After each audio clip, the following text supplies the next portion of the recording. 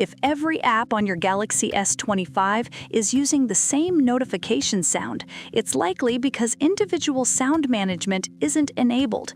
The good news is you can fix this by adjusting a few settings so each app has its own unique alert tone.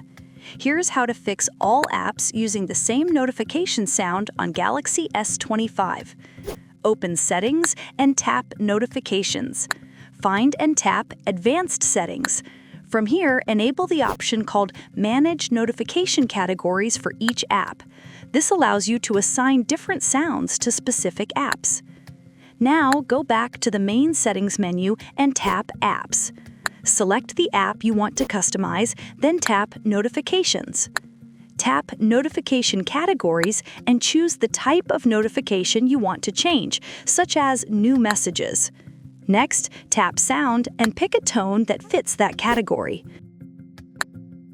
Once you've set the sound, go back and repeat these steps for each app you want to personalize.